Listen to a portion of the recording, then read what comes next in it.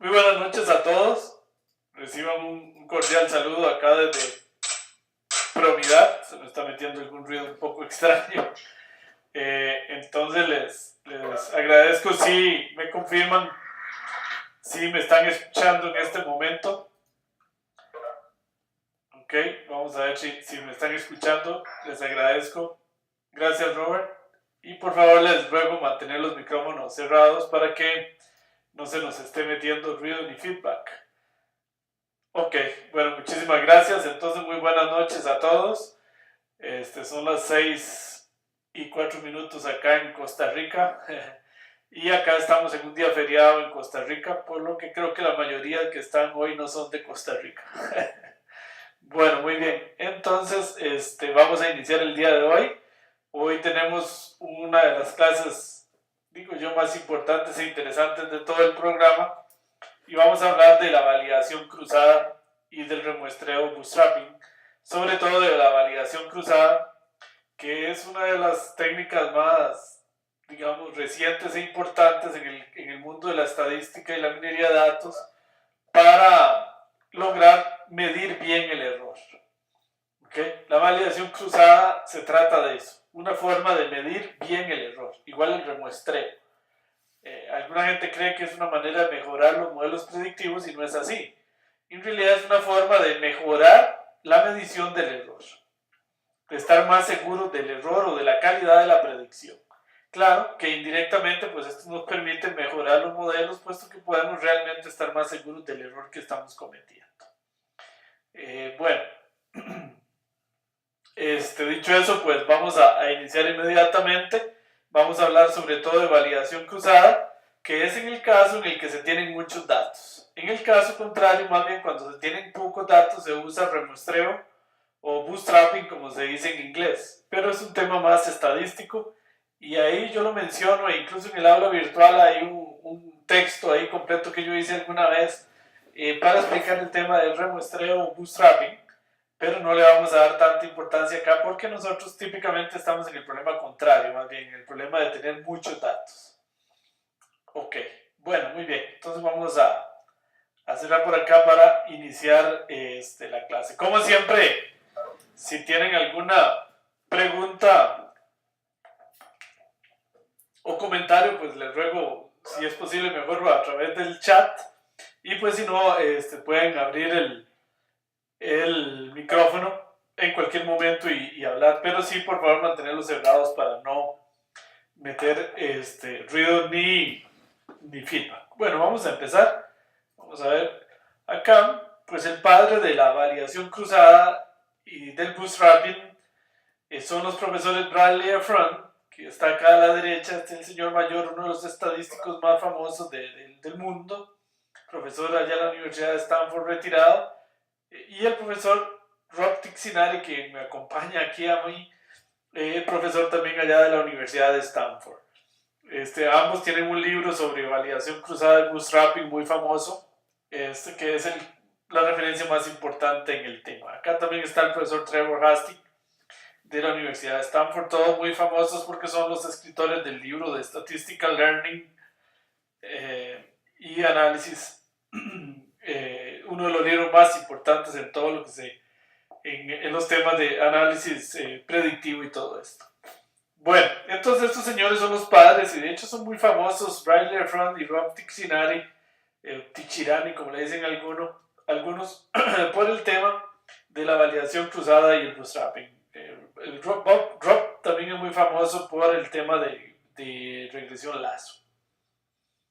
Bueno, y de hecho el profesor Efron, principalmente, que lo estamos viendo acá, el profesor Efron, fue uno de los principales en cuestionar la idea muy usada en la estadística de que tomar al azar pues garantizaba la limpieza, por decirlo de alguna manera, del proceso estadístico.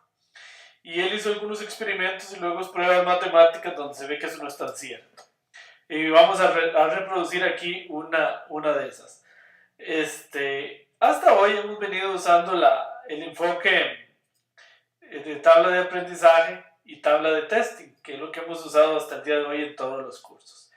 Y vamos a ver que esto realmente pues tiene el problema de que se ve muy afectado por quienes queden en training y quienes queden en test. Y entonces en ese sentido pues la medición del error muchas veces es engañosa. El enfoque, bueno, training testing que hemos usado hasta hoy es partir los datos en una parte para prueba y otra para entrenamiento.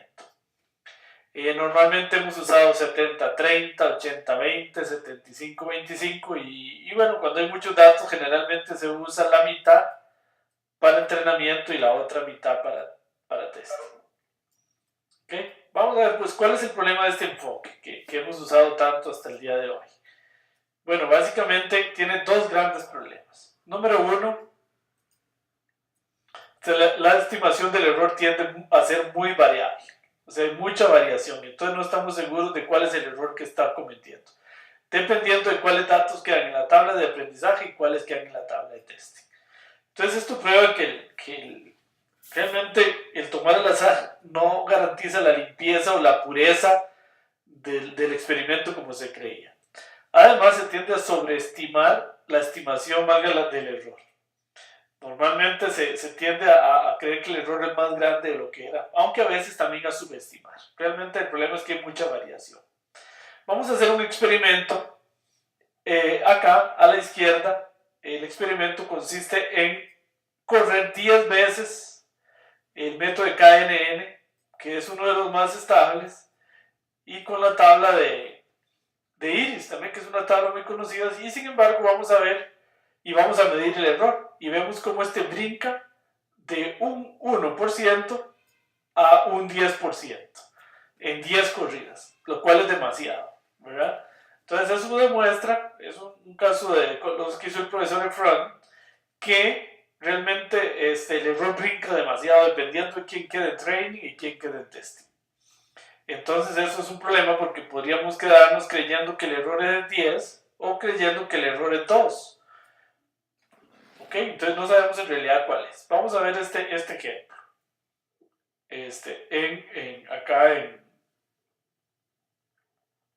el código en R. ¿Ok? Vamos a ver el código en R que ustedes lo tienen ahí en el aula virtual. Entonces lo que vamos a hacer es leer los datos de IRIS. ¿Ok? Cargamos el paquete KNN y vamos a generar simplemente, vamos a hacer un for, vamos a hacer 10 veces, generar la muestra, la tabla de training y de aprendizaje, la generamos 10 veces y hacemos la predicción con KNN y calculamos el error. Calculamos la matriz de confusión y calculamos el error. Y lo vamos metiendo en un vector que se llama v.errortt, que lo que va guardando es el error medido 10 veces. Entonces, y luego ploteamos ese vector. Y entonces se ve acá, como estamos viendo en pantalla, que el error brinca montones. ¿Ok? En un momento dado aquí parecía ser del 2%, acá, y en otro momento del 10%. Entonces la variación es muchísima. Esto prueba y desmitifica la idea de que tomar al azar garantiza la pureza o la limpieza del experimento. Ok, ahora bueno, vamos a ver que tengo alguna pregunta en el chat. No tengo audio, sí veo que se mueve el mouse. Bueno, ya es un problema viejo. Bueno, ahora, ¿qué vamos a hacer entonces? ¿Qué vamos a hacer entonces? ¿Qué posibilidades hay? Bueno, una que hace alguna gente que es completamente incorrecta es esto que estamos viendo acá en azul, que es usar la tabla de test, toda la tabla para training y testing. Entonces, eso es un error gravísimo también, casi más grave, porque subestima el error demasiado. ¿Ok? Entonces, aquí vamos a hacer eso. Acá construimos el modelo 10 veces con todos los datos. Y usamos los datos para calcular la matriz de confusión y el error. Entonces, y acá ploteamos. Ploteamos el error de arriba y ploteamos ese nuevo error y entonces sale que es una completa subestimación del error. ¿Ok? Y entonces eso es gravísimo porque pareciera que el error es muy bajo, pero no lo es. Claro, porque estamos testeando con los mismos datos que se entrenó. Entonces eso también está mal. Ok, bueno. Vamos a ver, por ahí tengo alguna pregunta. ¿Tomar muestra al azar sigue siendo un azar? Pues sí, me gusta la frase de Robert, sí. Muy bien, exacto. En realidad no garantiza nada. Bueno, entonces alguien dijo, bueno, vamos a usar el enfoque Leave One Out, conocidos en inglés como Leave One Out Cross Validation, o en español, validación cruzada dejando uno afuera. Y esto nos va a permitir estar muy cerca del verdadero error. La idea es sencilla, es dejar solo un dato para prueba y construir el aprendizaje con todos los demás. Vean que estoy casi en el modelo perfecto porque estoy usando casi todos los datos para aprender, solo uno no. Luego dejo el segundo dato para testear y aprendo con todos los demás. Luego dejo el tercer dato para testear y aprendo con todos los demás. Y así sucesivamente hasta el enésimo dato. Claro, tengo que construir n modelos donde n es la cantidad de datos. Okay, si fuera 1.000.000, tengo que construir 1.000.000 de modelos. Pero esto me permite medir el error muy bien. Luego cuento de todos estos cuántos pegué, por decirlo en español tico, cuántos acerté y mido el error. ¿Okay? Ahí mido qué porcentaje de error cometí. ¿Okay? Simplemente así, en orden voy dejando uno afuera nada más, por eso se llama Leave One Out, dejando uno afuera, aprendo con todos los demás y testeo con eso. Y luego mido el error usando el error cuadrático medio, que es simplemente contando. Recuerden que esta es el dato real y esta es la aproximación. Entonces comparo cuántas veces coincidí. Simplemente es contar cuántas veces, qué porcentaje de veces acerté y qué porcentaje no. Entonces, este modelo tiene una ventaja muy grande. El error no es muy variable. Casi tenemos una medición del error perfecta, por decirlo de alguna manera. No se sobreestima ni se subestima el error, puesto que casi tengo el verdadero error, solo por un elemento no. Ahora, ¿cuál es el problema de eso? Ustedes lo deberían estar pensando y lo deben haber adivinado. Imagínense que si tengo que construir n modelos y tengo 1.000.000 de datos, tengo que construir 1.000.000 de modelos, lo cual no sería viable en la realidad. Pero bueno, lo vamos a hacer con la tabla de iris y con KNN. La ventaja con la tabla de iris es que son 150 datos, entonces nada más hay que construir 150 modelos. Entonces ven acá está el Leave One Out. El Leave One Out, dejando uno afuera en verde, nos dice que el error es como del 5%. En realidad ahí es donde anda el error. El verdadero error es del 5%. ¿Okay? No era del 10 ni era del 2, era del 5% aproximadamente. Ok. Bueno, vamos a irlo a ver en R. ¿Cómo lo programamos en R? El Leave One Out Cross Validation en R es muy sencillo. Vamos a repetir el experimento 10 veces. Vamos dejando, vean, vamos a repetir 10 veces el experimento. Y lo que hacemos es, en la muestra, dejar nada más a J. O sea, para dejar uno afuera. Entonces vean que en la tabla de testing solo queda el JS. Y en la tabla de aprendizaje quedan todos menos el JS, porque vamos desde igual 1 hasta N. Y entonces tenemos que conseguir N modelos. Hacemos el modelo, hacemos la predicción y comparamos la predicción con el verdadero valor. Si coincide, incrementamos. Si no coinciden, incrementamos. Si son distintos, incrementamos y eso nos dice que el error está creciendo y luego dividimos entre N. Graficamos los errores, todos, el Leave One Out, el Training Testing y él usando toda la tabla completa y vemos que entonces en efecto ahora sí podemos ver que el error anda por ahí del 5%. Muy bien. Ahora, problema de esto. Claro, en este caso particular tuvimos que construir 150 veces el modelo, porque ese era el número de filas que tiene la tabla iris. Ahora, si tuviéramos 1.000.000 o 2.000.000, de eso no es viable, no podemos construir 2.000.000 de modelos, podríamos tardar días. ¿Ok? Bueno, entonces, ahí vamos a silenciar a alguien. Ok, Daniel, si por favor puede mantener el micrófono cerrado. Bueno, entonces, ¿Qué podemos hacer? ¿Qué podemos hacer? Porque training testing tiene demasiada variabilidad del error. Usar toda la tabla para aprender y testear es completamente equivocado. Leave one out, dejando uno afuera, sería la manera más mejor que podríamos tener para medir el error, pero requiere demasiado poder de cómputo. Ok, demasiadas. Entonces ahí es donde vienen estos señores que vimos antes. Voy a mostrarles otra vez el profesor Efron y el profesor Tixirani, y se les ocurre una idea pues que parece sencilla, si uno la ve, pero claro, después de que se le ocurrió a alguien.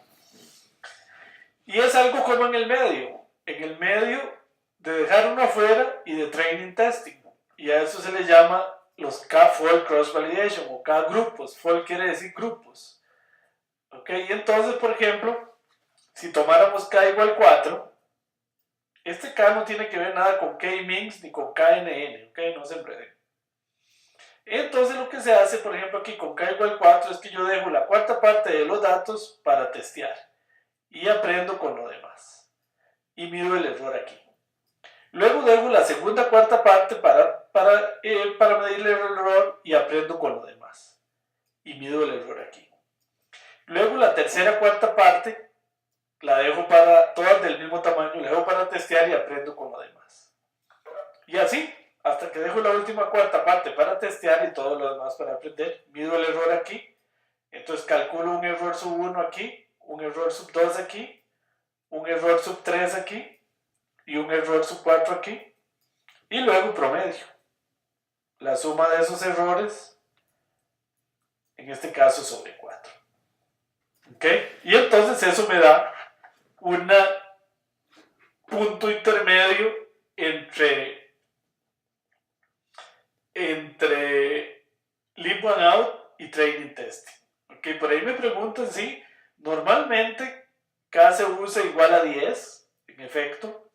A veces usa K igual a 5, claro, depende de la cantidad de los datos. Entre más datos hay que usar un K más grande. Y entre más grande el K,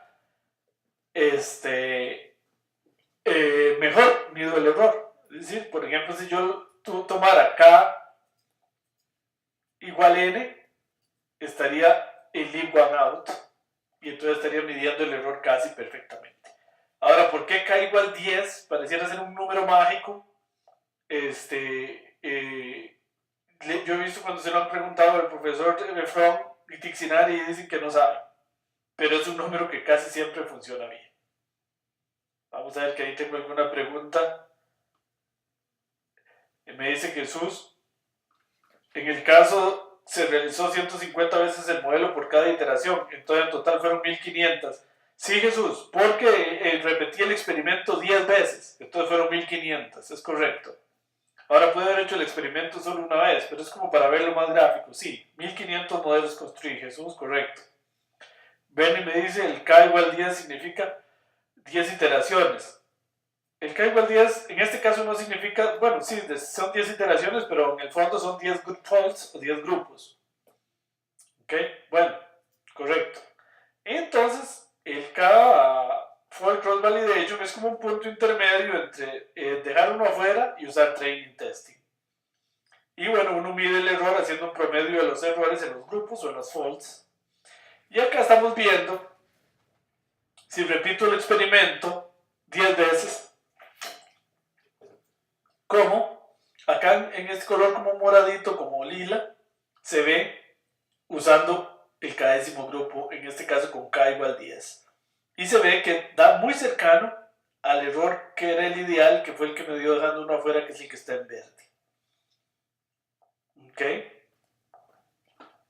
Bueno, vamos a ir a ver eso. Esto es muy importante, este código, que lo estudien bien y lo entiendan. Hay una manera de hacer eso con el paquete Caret sin entender absolutamente nada, pero el que lo haga así le ponemos 0 en la tarea.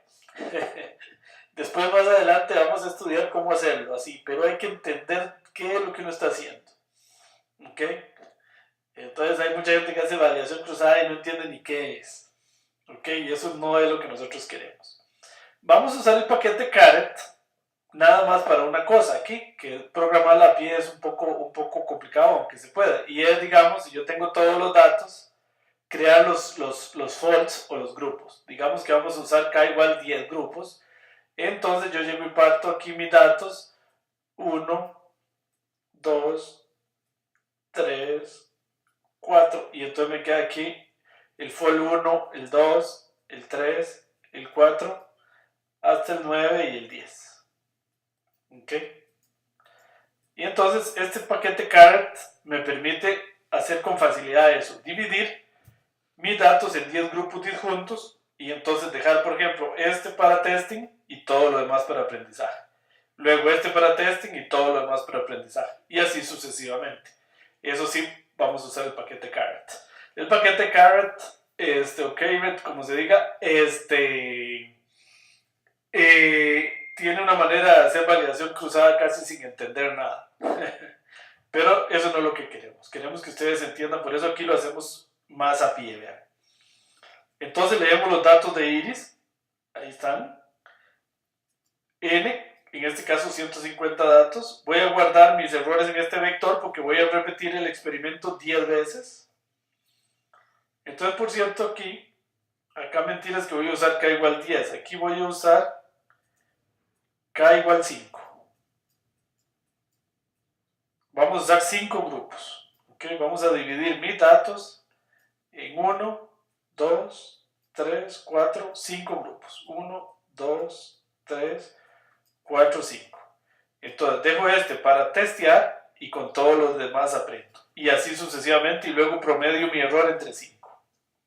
Y este primer for es porque voy a repetir el experimento 10 veces. Esta instrucción aquí, que pertenece al paquete caret, create false, eso es lo que me hace. Eso es lo que me hace, es exactamente lo que acabo de dibujar. Dividirme mis datos en 5 grupos exactamente iguales y disjuntos.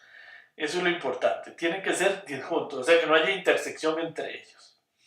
Ahora sí, con este ciclo voy a hacer la validación cruzada. No es con este es para repetirlo 10 veces. Pero aquí, de aquí a acá es donde voy a hacer la validación cruzada.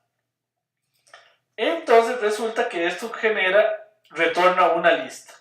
Y en grupos, entonces lo vuelvo a dibujar, no importa. Digamos que aquí tenía mis datos. Y entonces hago 5 grupos, 1, 2, 3, 4. Todos son del mismo tamaño.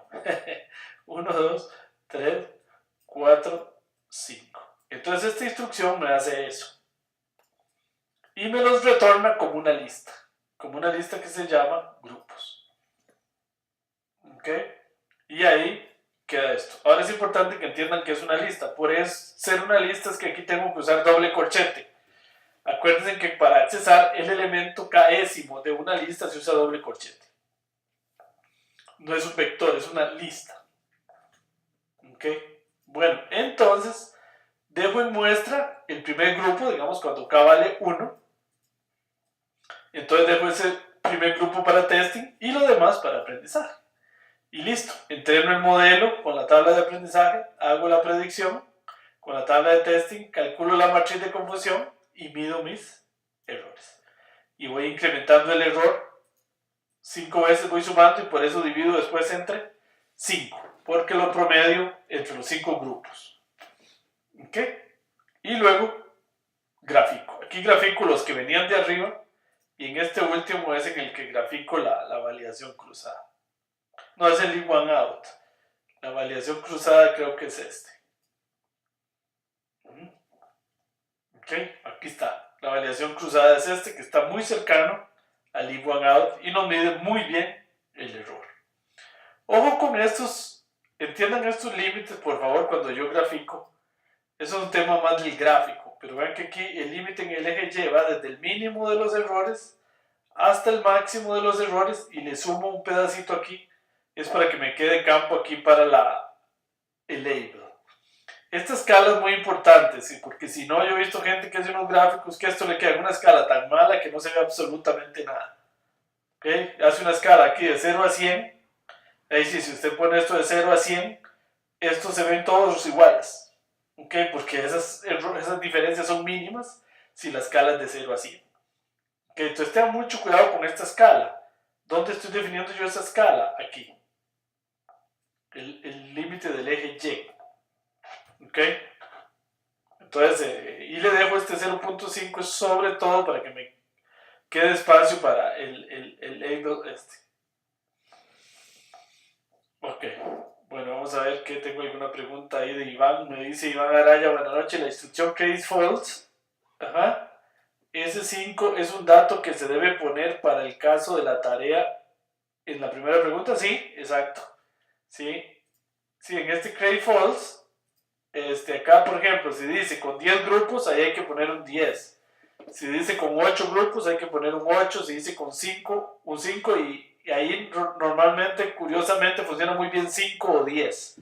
Ahora, entre más grande el K, mejor. Y entre más datos, debería usarse un K más grande. Eso es lo cierto acá. ¿Ok? Me dice Bernie, al final del ciclo se promedia el error de todas las iteraciones. Sí, se promedia el error, correcto. Acá promedié el error de todas las iteraciones porque vean que estoy iterando de 1 igual a 5. Entonces voy a rayarlo aquí bien. Ven que mi for es de 1 hasta 5, entonces aquí divido entre 5. Si aquí usara 10, aquí debo dividir entre 10. ¿Ok? Es correcto. Rolando me dice, los grupos se forman según el orden de los datos, ¿afecta en que los datos estén en orden? No, no afecta de ninguna manera. Y sí los toma en orden, pero lo importante es que los grupos sean disjuntos. Es decir, como se veía acá en el PowerPoint, vamos a ver si lo encuentro. Como se veía acá en el PowerPoint, estos grupos tienen que ser disjuntos. Ven, en el primero están los primeros 5 y en el segundo los segundos 5, por decirlo de alguna manera, y no hay intersección. Ahora, puede ser que no se pueda hacer perfectamente. Este podría tener 5, 5 y el último 4. O 5, 5, 5 y el último 6, ¿verdad? Porque sí tiene que ser enteros. Pero sí, por eso esa función no es tan fácil de programar. Y eso no lo hace la función create false. Es la que me hace ese trabajo. ¿Ok? Muy bien. ¿Alguna pregunta? Vamos a ver. Bueno, esta semana vamos a hacer en la tarea validación cruzada, nada más. Y la semana que viene la vamos a usar ya más fuertemente para calibrar y seleccionar modelos. Por ahora lo que quiero es que aprendan y entiendan bien la técnica. ¿Ok? Y entiendan muy bien sobre todo este último código. Ok, bueno, muy bien, muy bien. ¿Ok? Bueno, acá luego habla de bootstrapping. No les voy a explicar el bootstrapping, esto es más para la estadística. Y más bien se trata de una manera de generar datos cuando yo tengo pocos datos. Acá está la explicación del bootstrapping, pero es un tema más estadístico. Y los invito a leer, yo les puse ahí para todos los que tengan más curiosidad, en el aula virtual, no sé qué se me hizo, ¿verdad? Hay una presentación completa de Bootstraps, que es esta, que es basado en el libro de Dick Sirani y el profesor Efron. Y aquí hago un ejemplo donde explico por qué, y curiosamente ahí lo demuestro con un ejemplo, que el bootstrapping sirve. Que uno puede generar datos tomando al azar con reemplazos de la misma muestra. Bueno, eso es interesante, pero bueno, ahí se los dejo, porque esto no se usa tanto en minería de datos, sino más en estadística. Ok, bueno, ahora entonces vamos a hablar de la curva ROC. Ya habíamos hablado de la curva ROC en el curso de métodos predictivos y la hacíamos en Ratel, ustedes recordarán. Ok, hoy vamos a tratar de entender más a fondo qué es la curva ROC. Okay, recuerden que nuestro objetivo, yo siempre me empeño en que entendamos las cosas, qué es lo que hacen y no simplemente usarlas, sin saber muy a fondo de qué se trata. La curva ROC, habíamos visto un poco en el curso anterior, en el curso de predictivos, que comparaba la especificidad con la sensibilidad. Ahora vamos a ver qué es eso, y que lo que habíamos visto nada más es que si la curva ROC queda muy por encima del eje X, es muy buena, el modelo es bueno. Si queda exactamente como el eje X, es muy malo, porque es como tirar la moneda aquí. Si queda por debajo, es pésimo. Y si queda por acá, como esta amarilla, es regular. ¿Ok? Porque recuerden que la curva ROC, lo que mide, lo explico acá. Aquí tengo, voy a hacerlo más pequeñito, ahí. La curva ROC, acá tengo una curva ROC que compara los árboles con Support Vector Machines en la muestra de crédito. Mide en el eje X, la curva ROC lo que hace es lo siguiente. Recuerden que los modelos predictivos normalmente dicen, por ejemplo, si la probabilidad es mayor a 0.5, entonces, por ejemplo, me lo asigna como fraude. Y si no, si la probabilidad es menor o igual a 0.5, lo asigna como no fraude. A esa probabilidad se le llama el umbral. Recuerden que la curva ROC solo funciona para problemas donde la variable a predecir es binaria. Entonces, la curva ROC básicamente lo que hace es ir variando este P y no suponer que es 0.5, sino que yo empiezo con P, por ejemplo, igual a 0.1, y entonces hago lo mismo. Si P es mayor a 0.1, fraude, y si no, no es fraude. Y luego hago lo mismo para P igual 0.2, y así sigo. ¿Ok? Variando el P, y esto me va dando los puntos de la curva ROC. Ahora, aquí por ejemplo estoy exactamente en el punto 5, que es el más clásico. Ahora, ¿qué es lo que hace? ¿Qué es lo que grafica un punto como este? Un punto como este mide en el eje Y, acá, la precisión positiva, lo que se le conoce como la sensibilidad, que es TP, los verdaderos positivos, este TP entre Fn más Fp. Es decir, simplemente es qué porcentaje de precisión positiva tuvo. O sea, qué tan bueno fue acertando los positivos, digamos los fraudes. Eso es lo que mide en el eje X. Entonces, entre más grande sea este número, mejor, porque esto quiere decir que encontró más fraudes, dado un umbral, y se va moviendo, la curva ROC se genera al mover el umbral. Y en el eje X, lo que grafica, y así sale este punto, es más bien la especificidad, que es este número que está aquí. Los falsos positivos entre los verdaderos positivos más los falsos positivos. Es decir, lo que mide es este porcentaje. ¿Qué porcentaje es esto de esta fila? Entonces, lo que mide básicamente es qué tan bueno fue prediciendo los negativos. ¿Ok? Perdón, arriba está FP. Entonces, más bien es, voy a ponerlo aquí en otro color, es este. ¿Qué porcentaje es este de esta fila? Entonces, mide en el eje Y cuántos verdaderos positivos pegó, qué porcentaje, y en el eje X cuántos falsos positivos. Obviamente a mí me interesa que este número sea grande y este sea pequeño, porque estas son las fallas. Este que tengo en azul son las fallas y este que tengo en rojo son los aciertos. Entonces, entre tanto tenga más aciertos, este punto va a quedar más arriba. Y si tiene más fallas, queda más abajo. Por eso es que la curva ROC es buena cuando queda por encima del eje de la función identidad. ¿Ok? Entonces, básicamente es, repito, para que quede claro. Básicamente, un punto aquí compara qué porcentaje fue este versus, voy a ponerlo en azul, qué porcentaje fue este.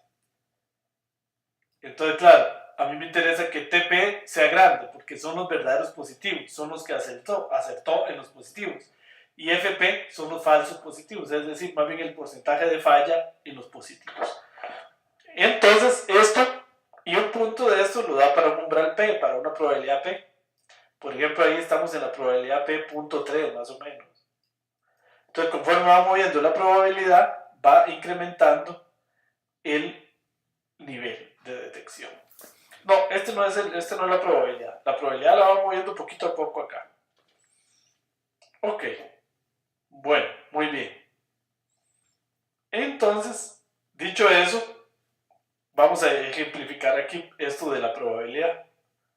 A ver si tengo alguna pregunta. Me dice Ronald otra vez, no tengo audio, solo video. Bueno, eso debe ser alguna falla en su computadora. Ronald, ¿por qué si todo el mundo está escuchando bien? Bueno, ven acá. Pónganle atención a esto. Supongamos que tenemos estos datos. Y la clase es 1 o 0, porque se recuerden que esto siempre es para problemas binarios. Y el score fue .98, .80, .67, .65, .54, .32. Que nos dio algún modelo predictivo, digamos una red neuronal. Entonces, si t es igual a 0.5, es decir, vamos a usar acá una probabilidad de 0.5, p igual a 0.5, aquí le llamamos t. Entonces, como este es mayor que 0.5, lo califica como 1 y era un 1. Entonces pegó bien. Este es mayor que 0.5, ¿sí? Era un 0 y lo califica como un 1. Entonces aquí tiene un falso positivo, porque él era negativo. 0.67 mayor a 0.5, sí, era positivo y lo calificó como positivo, entonces tiene un verdadero positivo.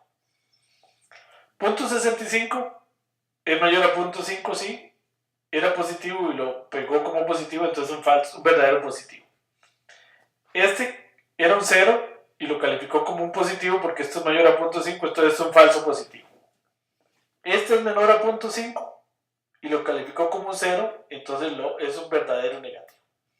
Entonces pegó 3 bien acá, 3 positivos los calificó como positivos, un negativo lo calificó como negativo, que es este, y estas fueron las fallas, que son los dos que eran positivos, pero los calificó, que eran negativos, pero los calificó como positivos, este y este. Entonces esta es la matriz de confusiones. Pero observen que si cambio el umbral, o sea, si cambio la probabilidad a 0.7, la cosa cambia. Este primero sería un verdadero positivo, porque aquí yo comparo este ya no con 0.5, sino con 0.7. Este sería un verdadero positivo, este sería un verdadero positivo, este lo califica como negativo, entonces un falso negativo. Este era positivo y lo califica como negativo, entonces es un falso negativo. Este era negativo y lo califica como negativo, entonces un verdadero negativo. Este era negativo y lo califica como negativo, un verdadero negativo. Entonces aceptó dos negativos, estos. Y positivos solo acertó uno, este. Entonces por eso hay uno aquí. Falló acá en 2 y acá en 1. Okay, entonces vean que cambiando la probabilidad cambia la matriz de confusión. Normalmente les decía, los modelos usan una probabilidad de 0.5, pero no necesariamente eso es lo correcto. Por defecto usan eso y uno lo puede cambiar en R. Por ejemplo, en fraudes de tarjeta de crédito uno usa normalmente algo como así, 97%. Y entonces solo si P es mayor a 97%, yo digo que es fraude, porque tengo que estar muy seguro para clasificar algo como fraude. ¿Ven? Entonces, la curva ROC ve muy globalmente el modelo, variando todas las probabilidades posibles. Ok, bueno, muy bien. Entonces vamos a hacer una curva ROC. Acá está la curva ROC para estos datos. Ok.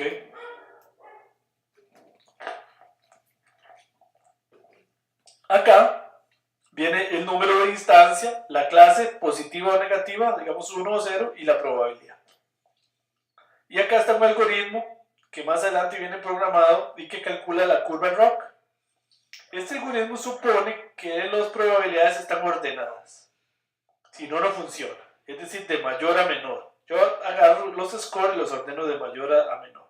Por eso de 1 a 20 son 20 individuos, pero no necesariamente era el orden original. Los reordené de acuerdo a esta columna. Vean que este es el score más grande, que es .9, .8, .7. El score siempre varía entre 0 y 1. Hasta el score más pequeño, que es .10. Son 20 individuos. Ahí sí contamos 10 positivos y 10 negativos, lo cual no me gusta de este ejemplo. Pero bueno, son 10 positivos y 10 negativos. No necesariamente es así. Siempre mitad y mitad puede ser, pero no necesariamente es así. Bueno. ¿Ok? Y entonces esta es la curva ROC. Y aquí .9 es esta probabilidad donde queda ese punto. .8 es esta. Y ahí van quedando los puntos. Por ejemplo, este punto 38, ¿dónde queda? Véanlo aquí. Ok, este punto 0.505 está aquí. Ok, y ahí lo va graficando. Este 1.1 es este. Y este el primero. Ese 0.9 es este. Ok, bueno, y ahí lo va graficando. Vamos a hacerlo en detalle a pie. Aquí está completamente detallado a pie para que ustedes entiendan bien. Lo voy a explicar un poco rápido y en la tarea viene un ejercicio de hacer esto así. Entonces, aquí viene muy detallado para que después lo vean. Bueno, muy bien. Vamos a ver si tengo alguna pregunta antes de continuar. Ok, no tengo ninguna pregunta. Bueno, entonces aquí n es igual a 10 y p es igual a 10, porque en esta tabla hay 10 que son positivos y 10 que son negativos. Podría ser 15, 5, 19, 1, pero bueno, son 10 y 10. Vamos a ver cómo se grafica este primer punto, este que está aquí. Entonces se grafica así. Yo vengo, bueno, el umbral, la probabilidad t, va a ir variando acá de 0.5 en 0.5. Luego la voy a tomar 0.1, va a iniciar en 0.05 y voy a ir sumándole 0.05. Luego lo hago para el umbral 0.15, luego para el umbral 0.20, luego para 0.25 y así voy incrementando el umbral. Vean que esto está largo. Hasta llegar en el último tiro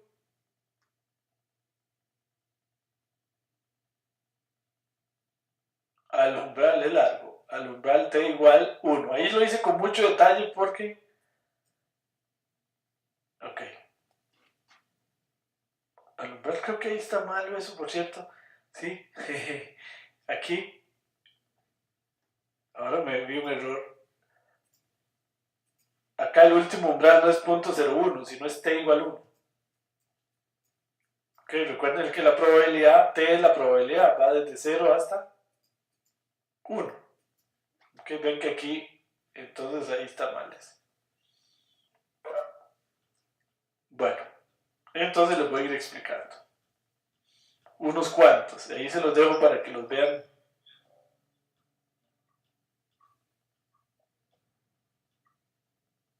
en detalle. Bueno, vamos a ver que ahí tenemos Mary Karen, por favor si puede silenciar ahí, que se nos está metiendo un ruido. Ok, gracias. Bueno, entonces vamos a ver que tenía alguna pregunta aquí en el chat. Para los resultados que no sean binarios, ¿qué se usa? Se usa, se usan los índices que vimos la clase pasada, que son las mediciones de la matriz de confusiones. Esta es una ayuda a la matriz de confusión, ¿verdad? Pero en general se usa la matriz de confusión en ese caso. Sí. Roberto me dice que si esto es lo que hay que hacer en el último ejercicio a mano, sí. Sí, exacto. Pero bueno, n igual 10 y p igual 10. La primera probabilidad es 0.5. Entonces estamos en la primera iteración del algoritmo para i igual 1. Aquí lo que estoy haciendo es corriendo este algoritmo a pie. Entonces llega y dice, punto 9 es mayor que t y la clase es p. Entonces, verdadero positivo en 1. ¿De dónde saco este punto 9 y mayor que t? Punto 9 es este. Estoy con el primer individuo, cuyo score es punto 9. Y la clase, vean que este es punto 9 y la clase es p. Entonces, como el modelo dice que punto 9 es mayor que t, con este t, y la clase es p, esto implica que tengo un verdadero positivo. Entonces, en este caso, un verdadero positivo y un falso positivo. Entonces, aquí se promedian, porque son 10. Falsos positivos entre 10 ceros, verdadero positivo entre 10 1. Y entonces el primer punto a graficar es 0.01, que es este. 0 en x, 0.01 en y ahí está esta probabilidad 0.9. Voy con el segundo punto. Incremento t en 0.05 y me queda t 0.01. 0.05 más 0.05 es 0.01. Estoy en la segunda iteración del algoritmo y entonces ahora voy a usar los dos primeros de la tabla, que son 0.9 que es un p y 0.8 que es un p. Entonces dice 0.9 es mayor que t, sí, porque este es t, y clase p, entonces un verdadero positivo. 0.8 es mayor que t y la clase es p, y entonces dos verdaderos positivos. Entonces tengo dos verdaderos positivos y 0 falsos positivos. Divido entre 10 para promediar y este es el punto, 0.02. Aquí está 0.02 y me queda el punto 8. Ya lo grafiqué. Ahora voy con el punto 7. Punto 7 voy a usar 3. Tengo dos positivos y punto 7 que es negativo. Entonces vean. Entonces voy con el tercer punto. Ahora t es punto 15. T se va incrementando. Y vale 3. Y ahora voy a usar los tres primeros casos. Punto 9 es mayor que t. ¿Sí? Y la clase es p. Entonces incrementa tp en 1. Punto 8 es mayor que t. ¿Sí? Y la clase es p. Entonces coincidió, lo clasificó bien. Tengo dos verdaderos positivos. Punto 7 es mayor que t. ¿Sí? Y la clase es n.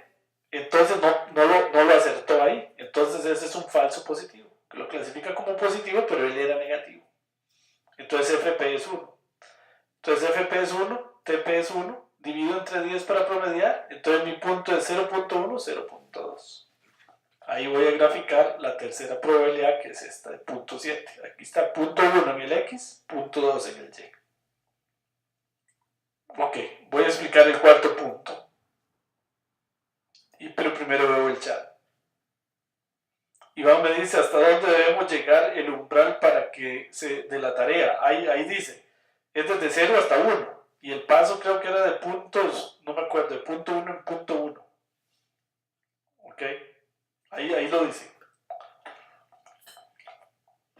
Ok, entonces para k igual 4, t es punto 20, ya se incrementó, ¿verdad? Era punto 15, lo incremento a punto 20 y es 4. Entonces voy a usar los primeros 4. ¿Cuáles primeros 4? Los primeros 4 de esta tabla. Punto 9, punto 8, punto 7 y punto 6. P, P, P, P, P, N, P.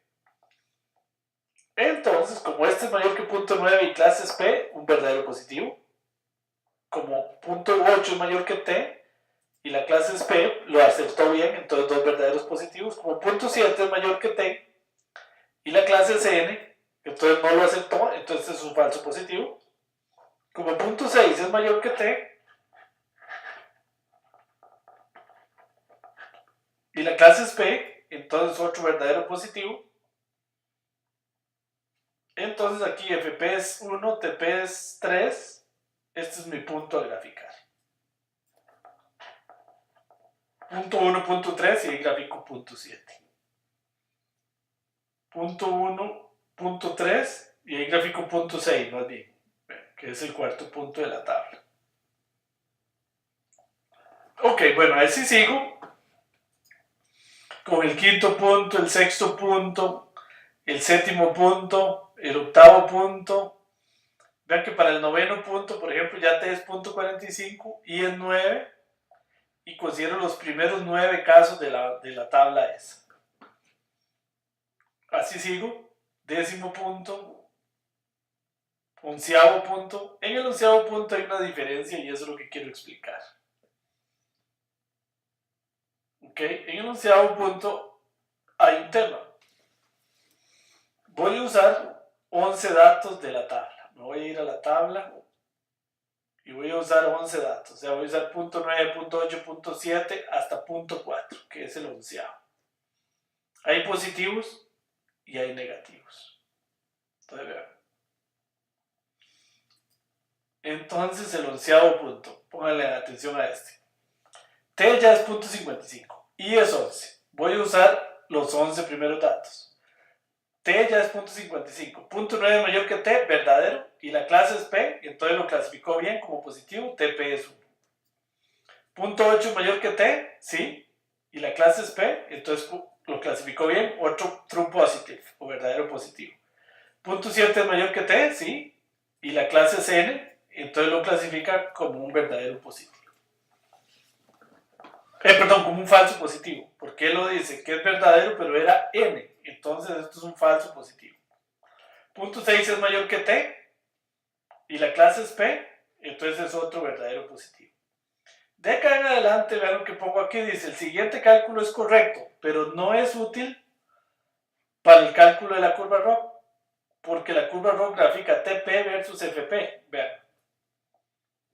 Vean lo que pasa aquí. Vean. T es punto 55. T es punto 55.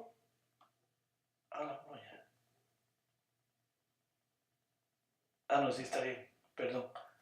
Me asusté. Si punto 55 es mayor que T, falso. Porque T es punto 55 exactamente. Y la clase es P, entonces esto es un falso negativo. ¿Por qué un falso negativo? Porque punto 55 no es mayor que T, entonces lo clasifica como negativo. Pero la clase era positiva, entonces es un falso negativo.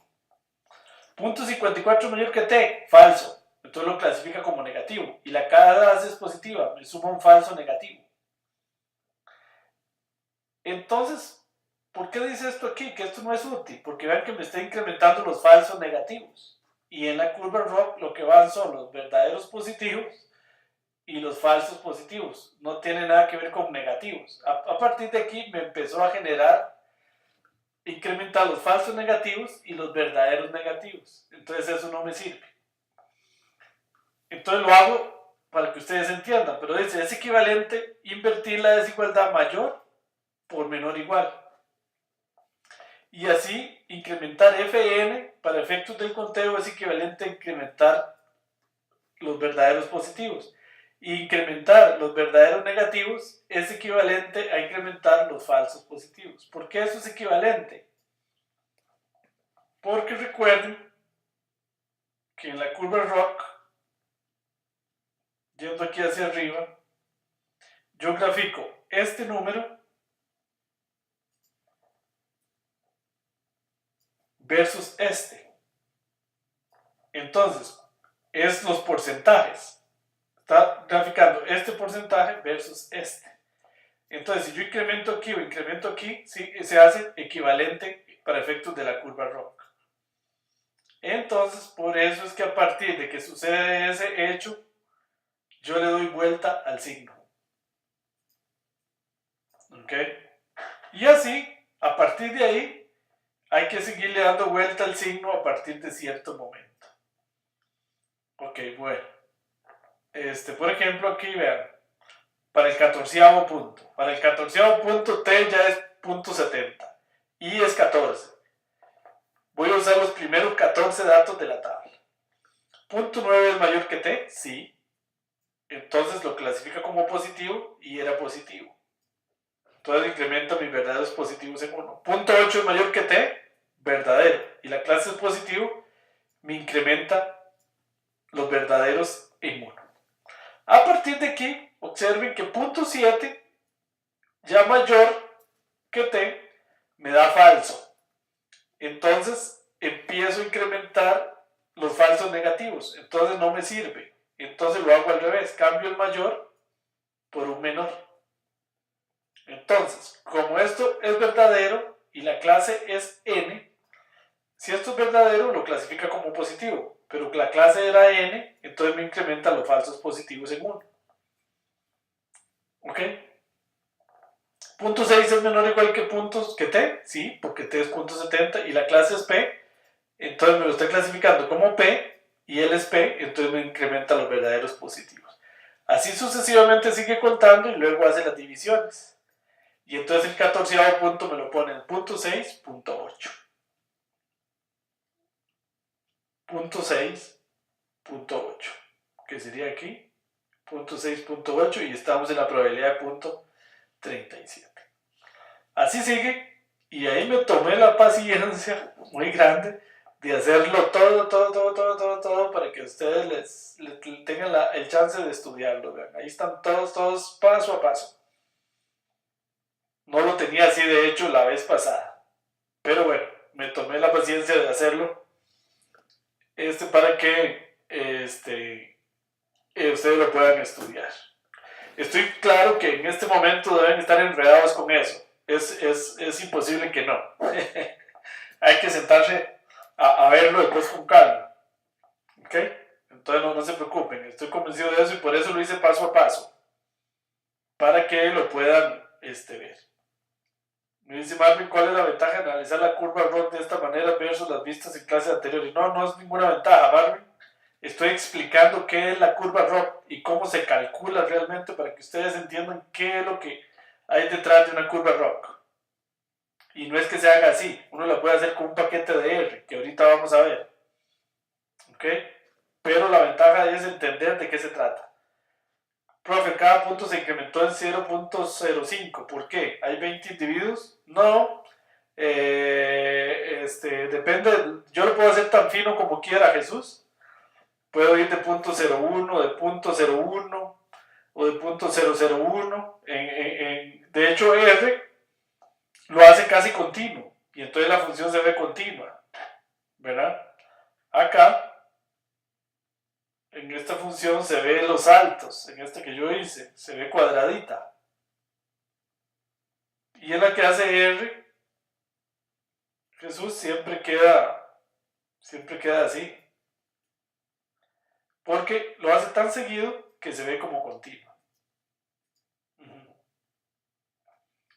Rolando, ¿por qué la probabilidad 37? No hay ninguna probabilidad de 37, es de 0.37. 0.37 aquí. ¿Ok? No es 37. ¿Ok? Bueno, entonces ahí voy graficando los puntos del gráfico, Rolando, de acuerdo a esto. Me da dónde lo coloco. Bueno, muy bien. Muy bien, entonces ahí está hecho a pie. Acá, hay un paquete, respondiendo a la pregunta que alguien me hacía, que esto lo hace, ¿verdad? No hay que hacerlo no es que hay que hacerlo a mano. Ok, bueno. Entonces, este paquete ROC R es un paquete que ya tiene R incorporado, que hace la curva ROC. Acá está library, lo cargo esa biblioteca.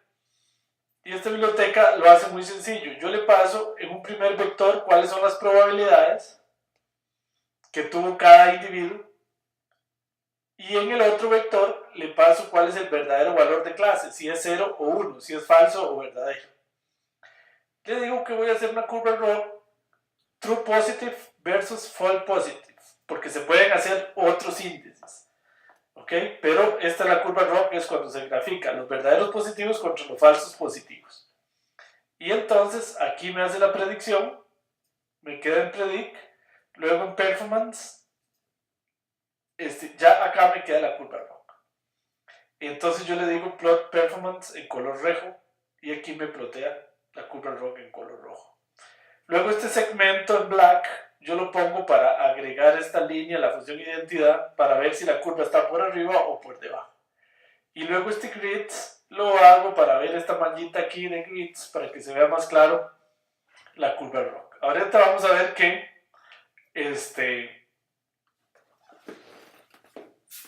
yo lo encapsulo eso en una función y entonces es más fácil de usar. Ok, vamos a hacer el ejemplo paso a paso que hice arriba. Aquí lo programé para no tener que hacerlo a pie, si uno quiere, y programé el algoritmo este que está aquí.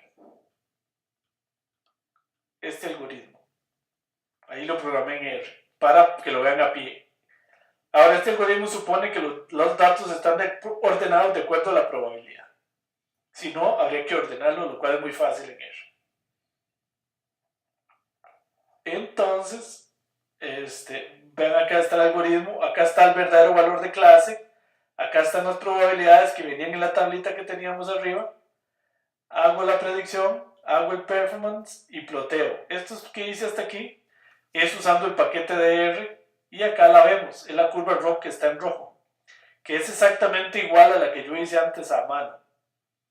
Es exactamente igual. Y luego con este algoritmo lo que hice fue programar el algoritmo y graficar, ir haciendo los puntos, ven, falsos positivos entre n, verdaderos positivos entre p, y los voy graficando. Y si ustedes ven, aquí es una pregunta que me hacía Jesús. Acá defino el umbral como el mínimo score, el más pequeño, empiezo ahí, y luego divido entre 20 y así defino el paso. Yo lo puedo hacer tan fino como quiera, ahí si divido entre 200 la curva queda mucho más continua, o si divido entre 100, divido entre 10, eso es para el gusto. Ok, ahí está. Ahora aquí lo volví a hacer, pero inicié el umbral en punto 5 y el paso en punto 5. Esto es para que quede exactamente igual que el que yo hice a pie, porque en el que yo hice a pie yo empecé aquí el umbral en punto 0.5 y lo incrementé de punto 0.5 en punto 0.5. Acá esto es más general, vean, acá yo inicio el umbral en el mínimo score, o sea, empiezo de aquí. Y luego incremento el paso del máximo score al mínimo de entre 20, si quiero hacer 20 pasos. Que creo que eso responde a una pregunta que estoy viendo acá en el chat hace un rato, que me dice, Iván, ¿cuántos debemos usar? Creo que se refiere a esto. Esto, los que usted quiera. Entre más use ahí, más fino le queda el gráfico. Mejor dicho, ¿cuántas iteraciones de ahí? Exacto, ahí hice 20. Iniciamos incrementando de punto 0.1 en punto 0.1 hasta llegar a 1. Sí, va, como usted lo quiera de fino. Si divide aquí entre más, va de, por ejemplo, entre 200, va de punto 0.001 en punto 0.001, va más fino. Acá lo hice exactamente igual como lo hice en el ejercicio a pie. Y acá está programado. Y ahí lo voy poniendo. ¿Ven? Entonces me queda, esto es solo para ilustrar ahí, que me queda exactamente igual a como lo hice a pie. Ahí lo que quiero es que ustedes entiendan, y ustedes pueden verificar el ejercicio de la tarea usando este código. Lo hacen a mano, y si les queda igual que lo hace este código, está bueno, y si no, no está bueno. ¿Ok? Y por cierto, no es hacerlo con este código, el ejercicio, es hacerlo a mano, literalmente, sentarse a hacerlo a mano. ¿Ok? Entonces, y después hasta tomarle una foto y ponerlo en la tarea, o tal vez en un Excel, pero es haciéndolo uno, y después lo verifican con este código. Bueno, acá está, de hecho yo aquí le hice unos cats para que imprima todo, y si ustedes se ponen, revisan aquí vienen paso a paso hecho con el programita. Si ustedes lo revisan, es exactamente igual que el que yo hice arriba poco a poco a mano. Bueno, muy bien. Ahora, bueno, todo eso que hemos hecho hasta ahora es para entender de qué se trata la curva ROC. Y estoy seguro que, y no se asusten si no entienden completamente lo que expliqué, lo cual es normal. Porque eso hay que sentarse a verlo uno con calma. ¿Ok? Hay que sentarse a estudiarlo, por eso me tomé la paciencia de hacerlo uno por uno a mano y ponerlo aquí en la presentación y luego hacer un algoritmo que lo haga también para que ustedes lo entiendan bien y logren hacer el ejercicio de la tarea.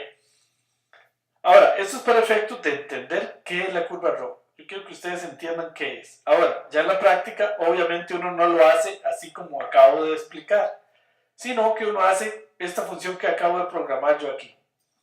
Yo programé una función que ustedes tienen que usar en la tarea que encapsula todas las funciones del paquete ROC-R en una sola para que quede más fácil.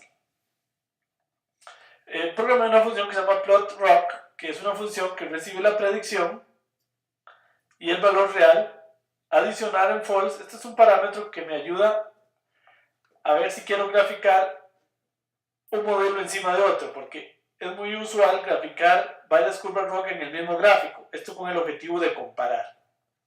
Por defecto está en false. Y una función color que por defecto va a estar en rojo. Y esto por defecto está en false.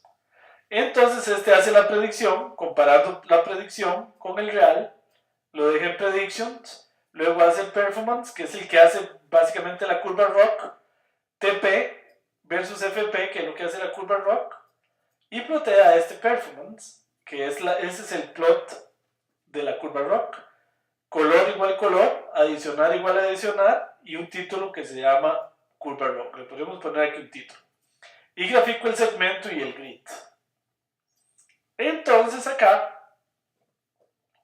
por ejemplo, yo tengo este score, que son las probabilidades que da algún modelo, y tengo este que es el verdadero valor de clase. El primero era 1, el segundo era 1, y así sucesivamente, y estas eran las probabilidades. Con plotRock me hace esta que está en rojo. Luego tengo otro modelo, digamos predictivo, que me da esos datos, y lo ploteo. Ahora le pongo adicionar en true para que lo haga en el mismo gráfico y color blue. Entonces grafico el segundo modelo ahí en azul. ¿Okay? Y ahí puedo tratar de ver cuál es mejor. No está claro si es mejor el rojo o el azul, porque vean que aquí en un momento está por encima el azul y acá en algún momento está por encima el rojo. Pareciera que este rectangulito es más grande que este triángulo. Ahora, ¿cuál es la manera de saber eso? Calculando el área bajo la curva ROC. Recuerdan que eso lo habíamos visto en RATEL. El área bajo la curva ROC, uno hace esto mismo que hicimos antes, pero acá cuando hago performance le pongo AUC aquí, que viene de Area Under the Curve, el área bajo la curva ROC. Y entonces en un valor que se llama aquí $GValues 1 queda el área. Entonces, para que no se les complique la vida, yo hice una función aquí que calcula el área bajo la curva ROC. Vean, recibe la predicción, recibe el real, hace esto prediction, hace performance y retorna todo esto. Ahí está el área. Ahí está el área. Entonces, vean, hago este análisis, este otro, calculo el área de la primera y me da 0.9. Calculo el área de la segunda y me da 0.875. O sea que era mejor el modelo rojo que estaba aquí. En efecto es mejor que el modelo azul. Ok. Muy bien. Ahora sí, con esto sí se les va a aclarar ya el panorama. Vamos a ver si tengo alguna pregunta. No. ¿Cómo se usa esto en la vida real? Ya para comparar modelos predictivos como los que usamos nosotros. Vamos a comparar Support Vector Machine con árboles, usando la curva ROC. Entonces digamos que voy a leer los datos de aprendizaje de crédito que hemos usado muchas veces y de testing en esos dos archivos. Uno la muestra de aprendizaje y otro la muestra de testing. Calculo Support Vector Machines para predecir buen pagador en la tabla de aprendizaje y genero la predicción. Resulta que esa predicción, como ustedes ya saben, en este caso me da sí, no, sí, no, sí, sí, sí, no. No nos sirve, porque la curva ROC lo que recibe es una probabilidad. La probabilidad. Él no le sirve que me digan sí o no, sino cuál es la probabilidad de hacer sí. ¿Cuál es la probabilidad de ser el positivo? ¿Ok? Entonces, eso hay que cambiarlo aquí para que Support Vector Machines me devuelva la probabilidad. Y eso es muy fácil en Support Vector Machines. Yo le pongo aquí probability en true.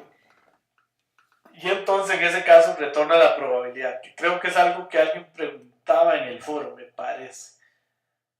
Haber visto algo así en el foro o o en alguna pregunta en el chat algún día. Pero bueno, así hace que retorne la probabilidad. Luego hago la predicción y le pongo ahí probability in true. Siempre es importante plotear la predicción. La probabilidad queda en los atributos de la predicción $probabilities. Y aquí está la probabilidad del sí y la probabilidad del no.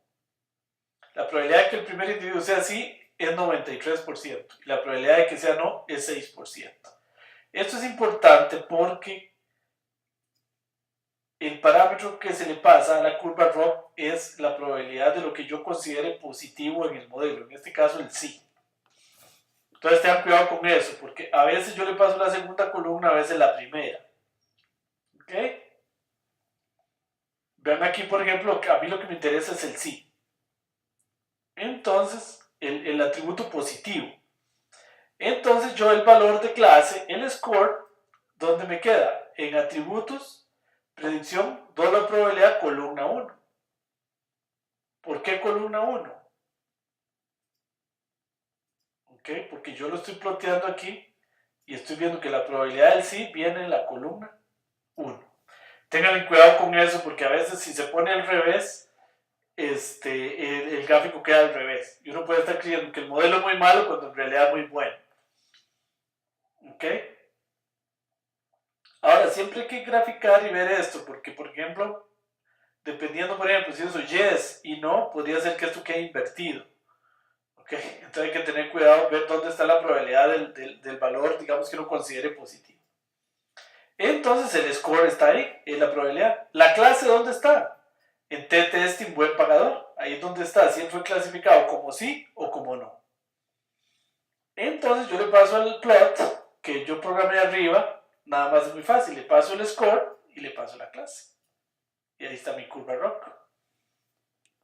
¿Ok? Ahí está la curva ROC. Vean que entonces yo lo que tengo que hacer es que el modelo me retorne la probabilidad, que eso es lo que se llama el score, y el valor de clase, que siempre va a estar en la tabla de testing la variable a predecir. Ahí está la curva ROC. Ahora puedo calcular el área con otra función que yo programé arriba, que se llama area ROC. Le paso el score y le paso la clase. El área bajo la curva ROC es del 88%. Okay, bueno, entonces ahí está la curva ROC de Support Vector Machines. Por ahí tengo alguna pregunta. Entonces es importante que la clase que me interesa sea la positiva. Sí, eso es medio enredado. Pero sí, digamos, Robert, que yo tengo que, digamos, estar seguro que la clase que voy a graficar, ¿cuál es? Digamos, en este caso, digamos, es el sí, la que tenga un sentido positivo en la matriz de confusiones. Correcto, Robert. Por ahí voy a ver si le subo un folleto que preparó Carlos, donde él explica eso. Acuérdenme, si no, en el foro, para subirlo esta semana, Carlos explica eso. ¿Qué quiere decir el sentido positivo y el sentido negativo? En un documento que él había preparado para otro curso que dimos. Bueno, vamos a agregar, entonces ahí por favor si me lo recuerdan en el chat para subirlo entre los materiales, ¿ok? Si me acuerdo más adelante lo subo. Bueno, voy a hacer lo mismo ahora, pero voy a usar kernel lineal. Recuerden que por defecto, si mal no recuerdo, creo que Support Vector Machine usaba radial por defecto. Voy a usarlo con lineal y lo voy a comparar. Le pongo probability aquí en true, kernel lineal para que me use el núcleo lineal y construyo un modelo 2. Lo voy a llamar modelo 2. Acá el sí me queda también en la primera columna. Y entonces le paso a score 2 los atributos predicción, probabilidad 1. Por cierto, esto puede cambiar dependiendo del modelo. Ahorita les voy a explicar. Pero puede cambiar, tengan cuidado. La clase, dependiendo de si es árboles, si es bosques aleatorios, etc. Entonces acá está el valor de clase y ahí está el score. Entonces ploteo la curva ROC de antes y aquí le pongo adicionar en true y color azul para verlos en el mismo gráfico. Evidentemente es mejor con radial que con lineal. Quedó clarísimo aquí de la curva ROC.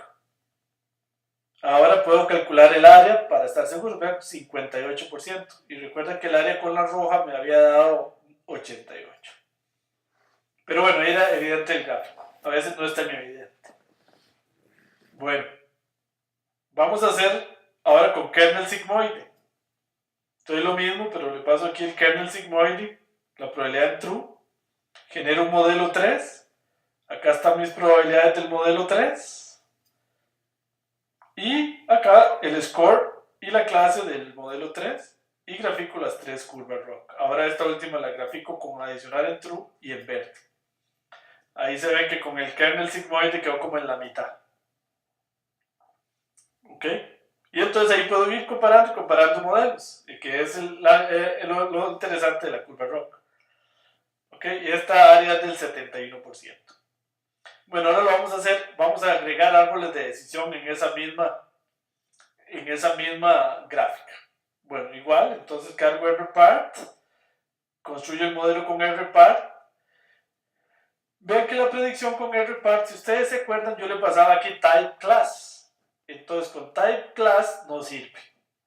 ¿Ok? Porque con type class me tira sí o no. Y entonces repito de nuevo que la curva ROC espera una probabilidad sí o no. Perdón, una probabilidad no, un sí o no. Entonces, no me sirve. Si yo le quito type class y le pongo type probability o lo dejo sin nada, por defecto él nos da la probabilidad. Basta hacer así en la predicción, quitarle esto. Y ya nos da la probabilidad. Vean que interesantemente aquí, ¿ven?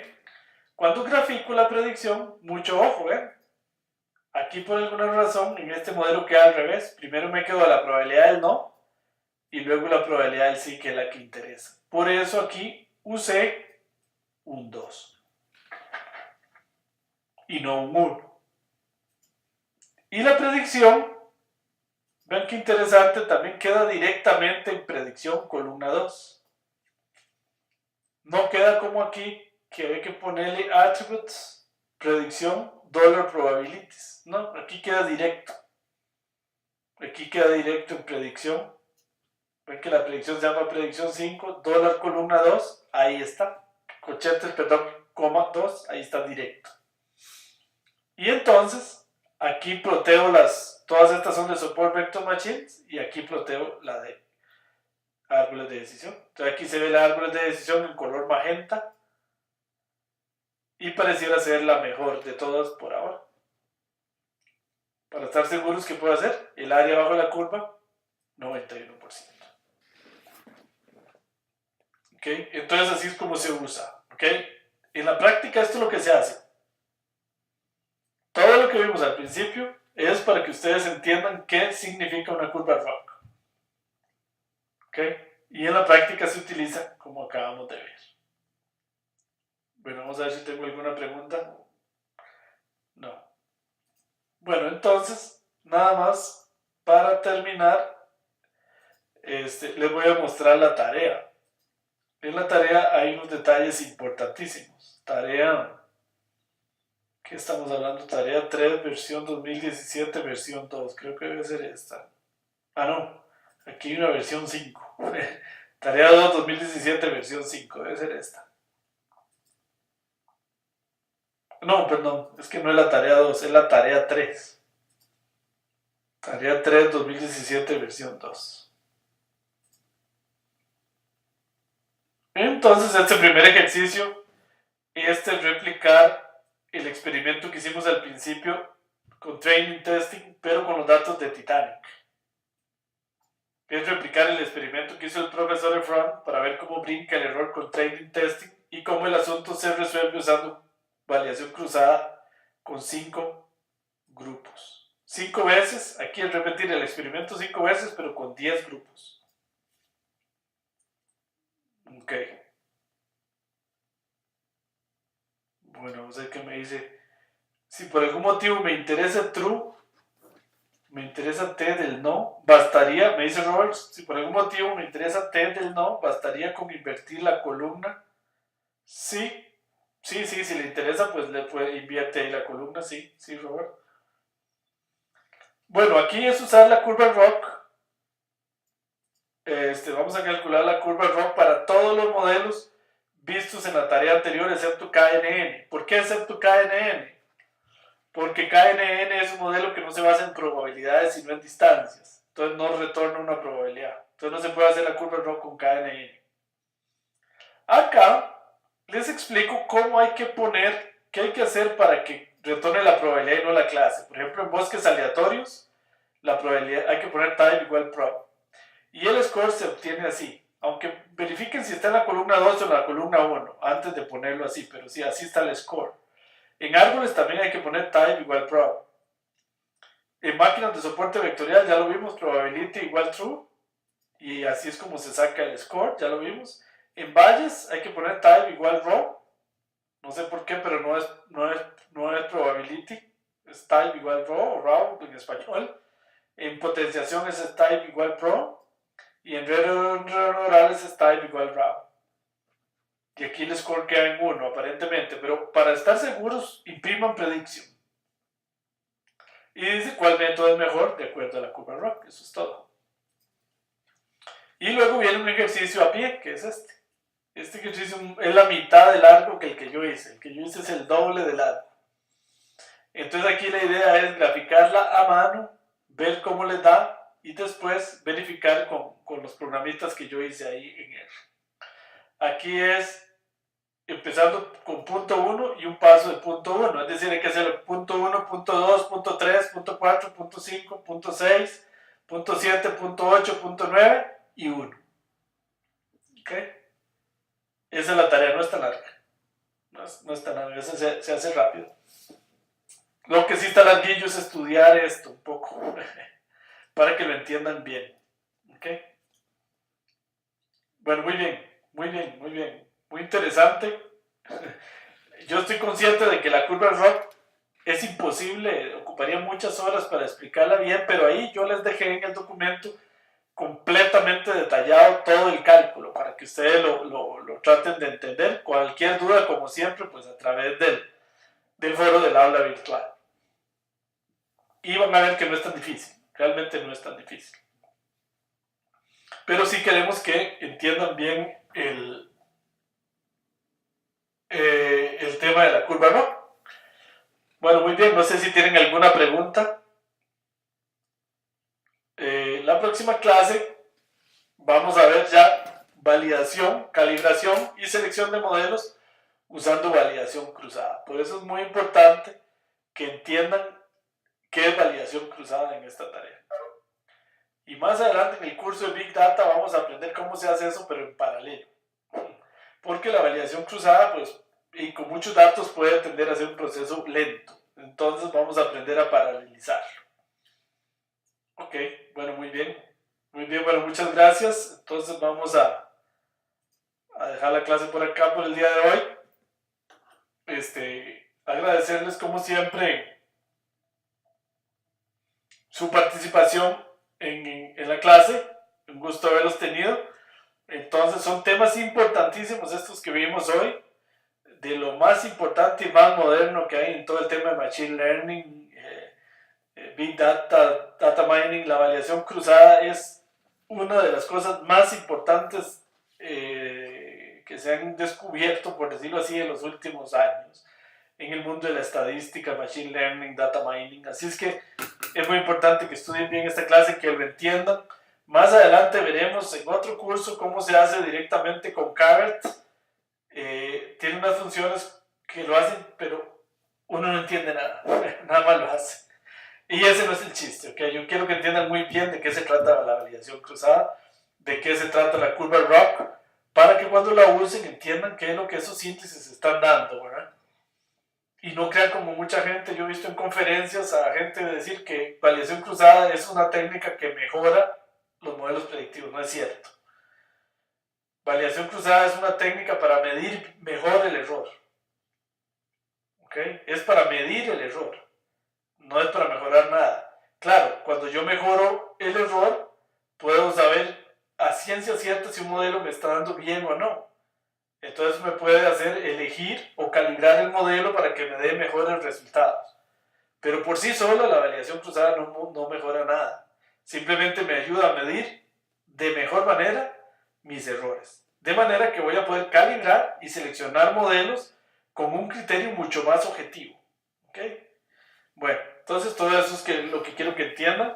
Quiero que entiendan que la curva ROC es una manera de medir un modelo, pero globalmente, dependiendo del umbral, variando en todos los umbrales, comparando los verdaderos positivos versus los falsos positivos.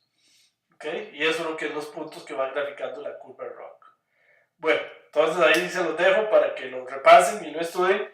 Y con mucho gusto, cualquier duda la estaremos contestando a través del foro del aula virtual. Muchas gracias.